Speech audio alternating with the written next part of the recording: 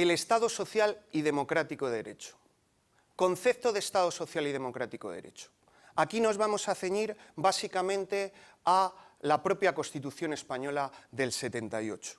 España se constituye en un Estado social y democrático de derecho. Es decir, España, un sujeto político informe, indeterminado, precisa una forma. ¿Cuál es la forma? La forma Estado, su determinación como un Estado. Pero no es un Estado cualquiera, es un Estado social y democrático de derecho que propugna como valores superiores de su ordenamiento jurídico la libertad, la justicia, la igualdad y el pluralismo político. Por lo tanto, para plasmar ese Estado de derecho, tenemos que saber lo que es un ordenamiento jurídico. Y un ordenamiento jurídico siempre es un conjunto de normas supra y subordenadas con la Constitución, no solo como norma jurídica, sino como norma suprema de ese ordenamiento jurídico.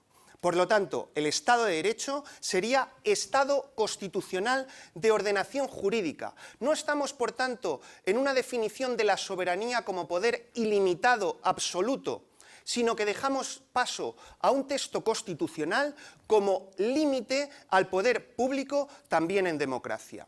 Y además, no nos vale el silogismo racional kantiano y la mera definición constitucional como salvaguarda de los derechos del individualismo burgués o propietario, la libertad privada, la libertad burguesa y la propiedad.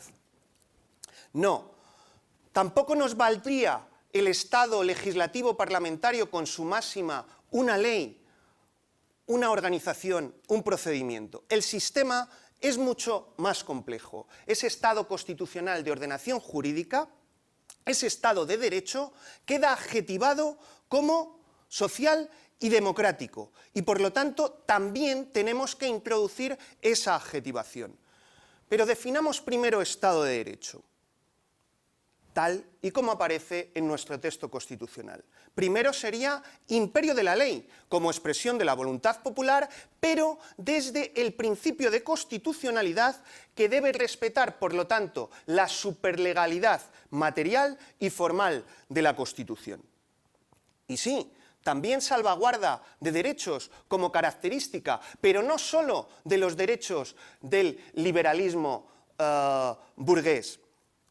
Una categorización, una tipología de derechos que incluye otras generaciones de derechos, otros principios rectores de la política social y económica. Por tanto, en la salvaguarda de derechos debemos partir del contenido axiológico de la dignidad de la persona y los derechos inviolables del artículo 10.1 y también acudir al distinto grado, a la distinta salvaguarda y protección de la tipología de derechos que recoge el artículo 53.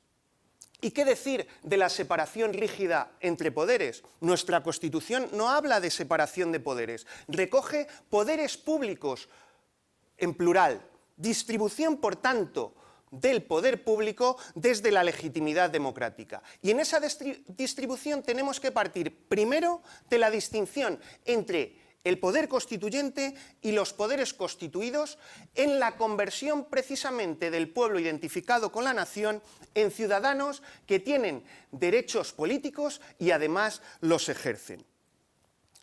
Y ya como poderes constituidos, incluso la ciudadanía, en ese límite recogido en la Constitución, podríamos hablar de una distribución horizontal y vertical o territorial del poder. En la distribución horizontal nos sirve para analizar bien la propia estructura de la Constitución. El título 2, la corona como poder arbitral y moderador.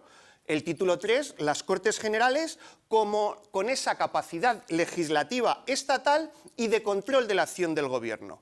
El título 4, el Gobierno como actor principal en la dirección de la política. El título 6, el Poder Judicial, el único de la tríada tradicional denominado clásicamente. ¿Por qué? Para proteger la independencia judicial como sujeción estricta al imperio de la ley. Y para finalizar, los mecanismos de defensa de la propia Constitución en el título 9º del Tribunal Constitucional, expulsando las leyes del ordenamiento jurídico que violan los preceptos constitucionales en su función de legislador negativo y también, incluso como legislador positivo, dando determinada interpretación a las leyes en concordancia con el texto constitucional. Y en último lugar, la propia reforma constitucional como poder constituyente constituido, es decir, un mecanismo también de defensa de la Constitución para adecuarla a los nuevos tiempos.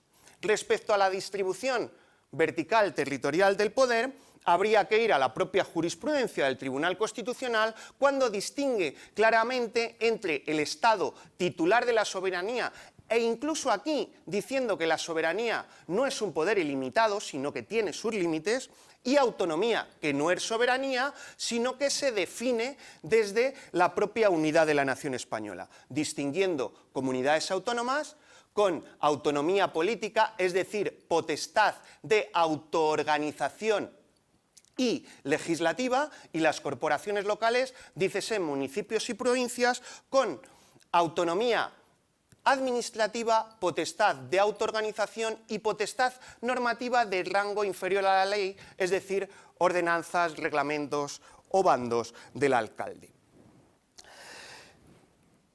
Pero dicho estas características del Estado de Derecho, de imperio de la ley, principio de constitucionalidad, salvaguarda de distinta categoría de derechos y distribución de poder horizontal y vertical o territorial, habría que acudir a la adjetivación de ese mismo Estado constitucional de ordenación jurídica como social y democrático. ¿Social en qué sentido? En el sentido de que no se trata solo ya de la igualdad formal ante la ley del artículo 14, sino que los poderes públicos tienen que promover la igualdad y libertad real y efectiva, según recoge el artículo 9.2. Por lo tanto, a demandas de la sociedad de masas, el Estado es fuertemente intervencionista y el modelo no es solo de derechos, sino también de deberes, empezando, artículo 30, por el deber de defender a España y acabando, si queremos, con el artículo 31 de deber de sostenimiento de los gastos públicos. Pero es más, incluso el artículo 33, la propiedad privada y la herencia están sujetas a su función social. El título referido a la economía, el título de la Constitución referido a la economía, título 7, nos dice en su artículo inicial, el 128, que toda la riqueza, por lo tanto también la propiedad privada, está sujeta al interés general. ¿Y qué decir del concepto democrático?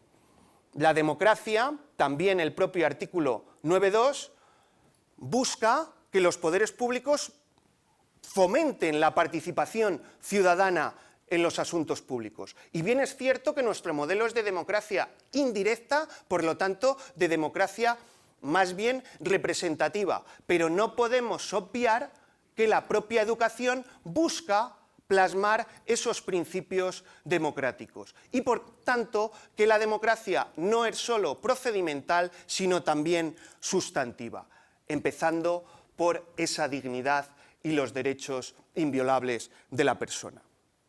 Así pues, en ese artículo 1.1, España se constituye en un Estado social y democrático de derecho, entenderíamos una visión dinámica, no que España es, sino que España sigue construyéndose como Estado social y democrático, y cada uno, dentro de nuestra responsabilidad, debemos intentar promover un modelo mucho mejor, más social y mucho más democrático. Muchas gracias.